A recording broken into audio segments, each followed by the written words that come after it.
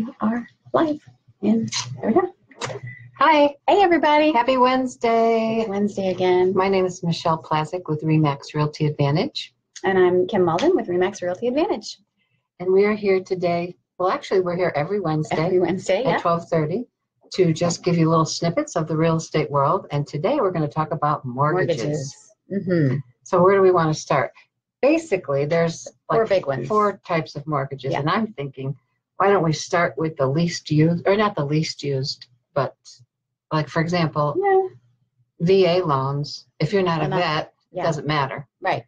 But that's not the least used because we have a lot of veterans in San Antonio. Do. We're a big military city and we love our military. So. However, you have to have a certain amount in your eligibility. Right. So if you're a veteran and have never bought a home, then you have all of your eligibility. If you're a veteran and have bought a home but paid it off, then you have all of your eligibility. If you bought a home that wasn't under the max limit and haven't paid it off, you have what's left. There's a lot of stuff that goes into that one, but it's a great loan. It is a great loan because you don't need a down payment. Nope. Interest rates are great for our veterans, and there is a maximum, and they just raised it, I think, to 427, somewhere around there, 426, 427. And then there's also the USDA loan. That is a great product, but if you're looking for the short commute to your job and you work downtown, it's probably not for you. It's for areas that are further out of the metro.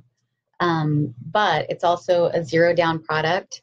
You have to have a good credit score for that one, though. You do have to have a good credit score, and you have to fall within their income limits. Right. And I think the credit score on that one's like 660.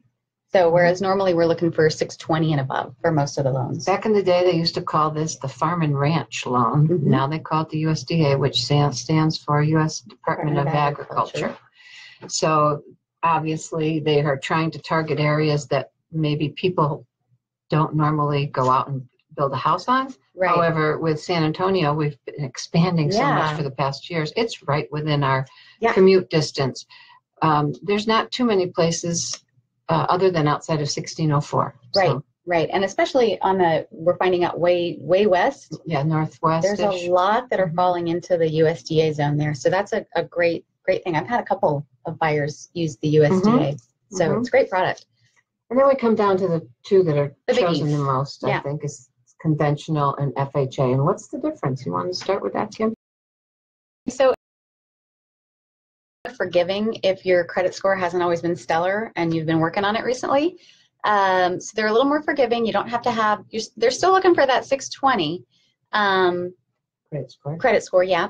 And then the interest rate is a little bit higher than what it would be with a conventional, but not a whole lot. I mean, it's still really affordable. And FHA is actually the one that I think there are a few more fees in it that you're going to pay, but it's usually the one that can get you the most affordable payment monthly. So, you give a little, you take a little on that one. Well, they have what they call a mortgage insurance premium attached to the FHA loan, which is forever. So you do pay that for the entire life of the loan. And it can be significant. It all depends. It's a certain percentage of the balance. So it just, or not the balance, it's a certain percentage of the mortgage amount. Yeah. So I think that you really need to talk to a lender to have them compare. One difference is that you can put less money down for an FHA. Well, actually, sometimes they have low down payment. Yeah, they did just start doing that with conventionals. Yeah. But the thing about the mortgage interest is you can now pay it up front. So if you don't want to pay it over the life of the loan, it's my understanding that you can pay it up FHA? Front. No, I guess that's conventional. Sorry. Yeah. So yeah, for conventional, you can do that. Okay. So that's okay. So typically it's 3.5% down. Yep.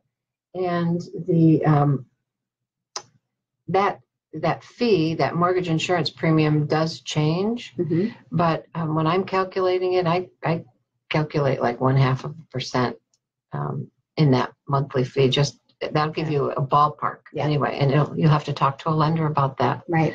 But what does it mean to have an FHA loan? I mean, really, what does that mean?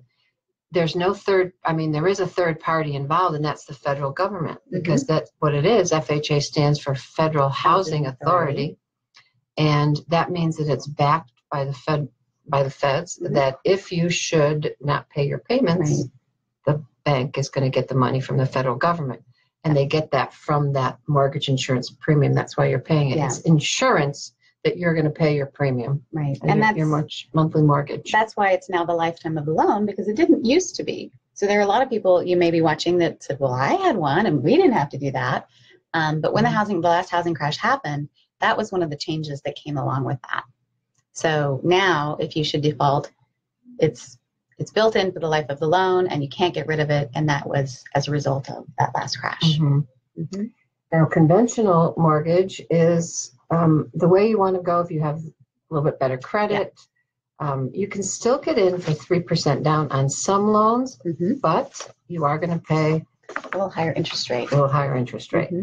But you can also put down as much, well, you can put more down on an FHA too, but typically people that have more to put down will go with a conventional, just because of the interest rate is going to be better. Yeah, and there's fewer fees associated with the conventional. So they get the better rate, they get fewer fees, so it's less money over the life of the loan.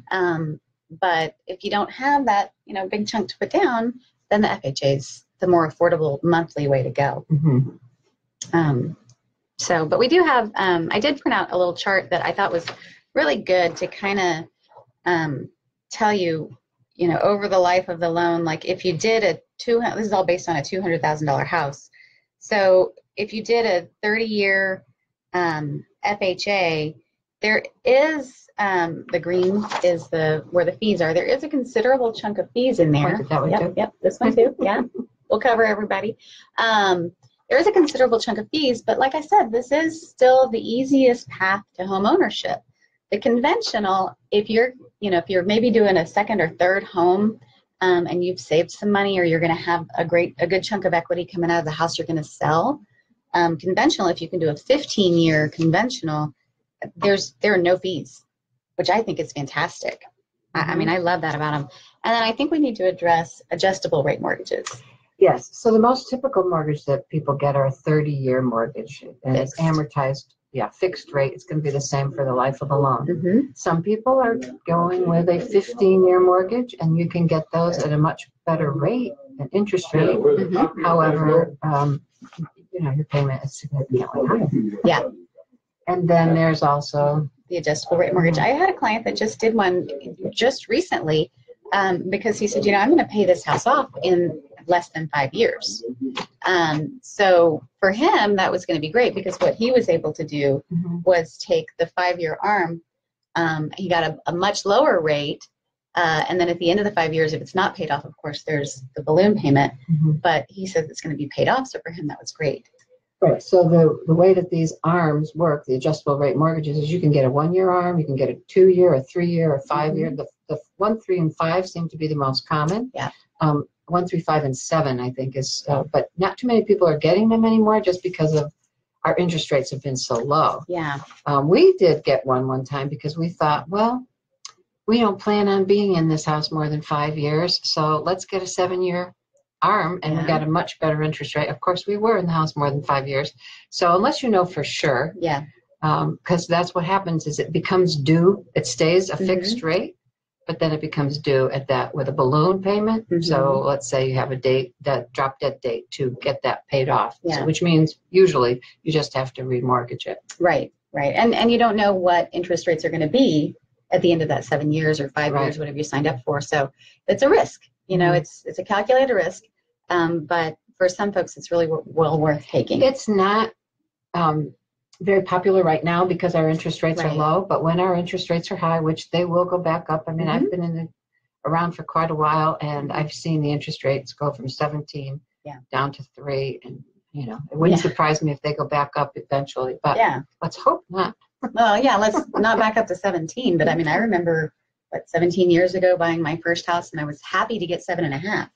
Yeah. So, because I think at that time people were telling me, we haven't seen single digit rates in ages. And I was like, right. When I was back in the day, we never thought we'd see single digits again. Yeah. And it was all the way up to 17. Yeah, we never thought we'd see them. Yeah. So. And we did. So, But it's a good mortgage to keep in the back of your mind for if there is a possibility that someday that you need them. Yeah, absolutely. So unless anybody has any questions, which I don't think anybody's on today, but no questions. You can send us some questions. Send us some questions or give us a call. We'd be happy to. And we've got some really great experienced lenders that can answer a ton of questions about these things too. So that's just a really quick overview of them. But like I said, we can give you a lot more information if you need it. Okay. So, signing off. See ya. Have a great day.